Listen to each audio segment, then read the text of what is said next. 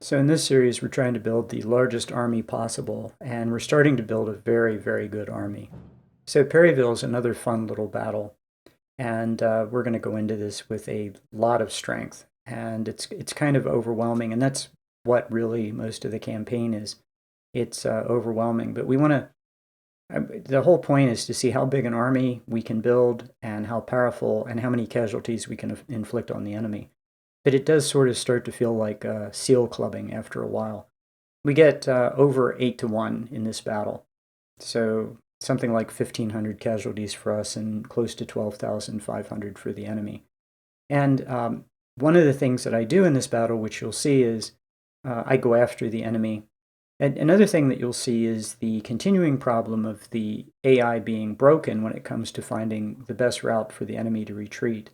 One way to kind of modify that is if I had broken off or I detached skirmishers and put the skirmishers behind my units, then maybe a lot of times the AI will retreat in the right direction, which is toward his units and toward his command.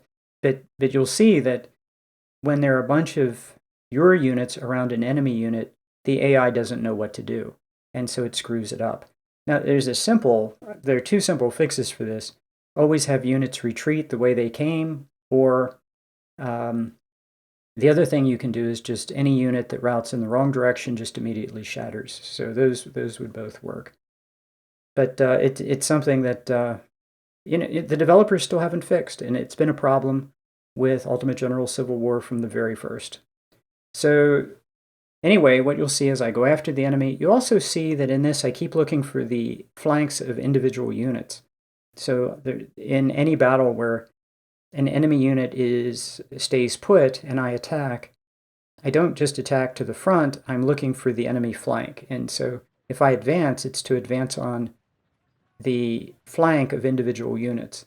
So here what I'm doing is I'm taking up good defensive position and a couple of woodline positions, and then I'm going to respond to whatever the enemy does.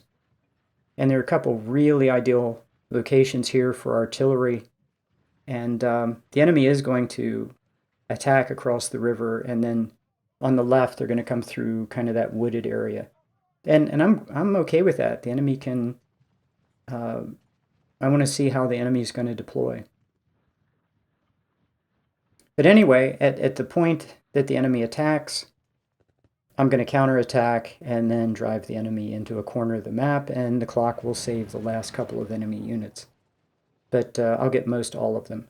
So the other thing is that now our army is big enough and strong enough that we're really starting to get a lot of equipment from the enemy at the end of battles.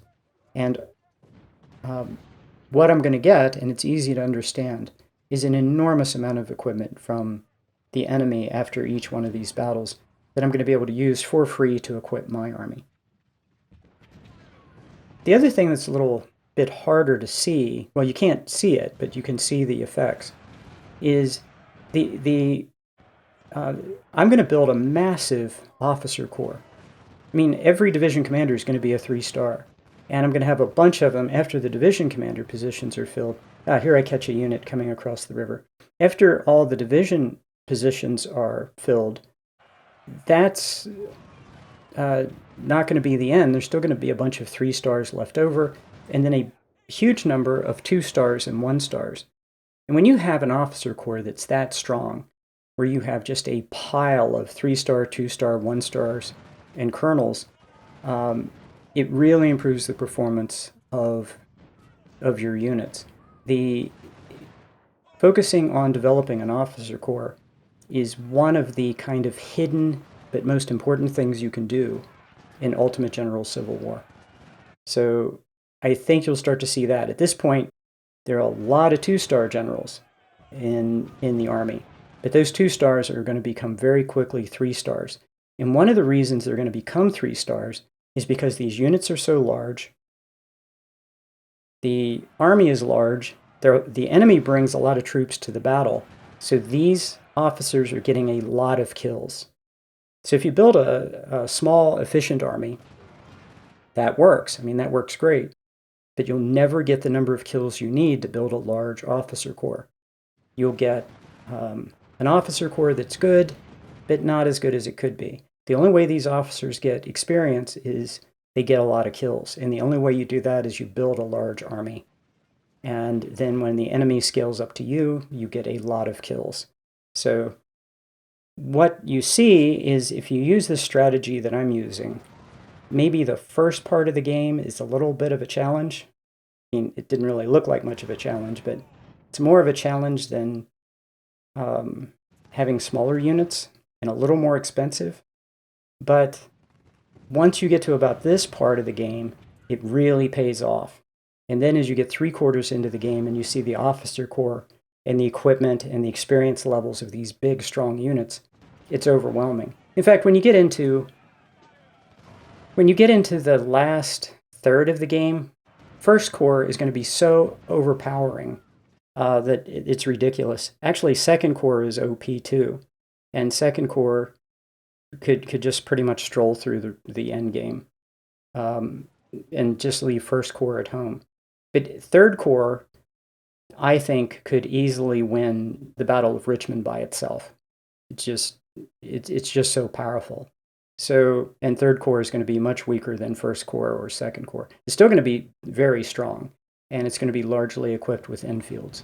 So it's not going to be bad. It's going to have good officers and great equipment and large units and still be very powerful.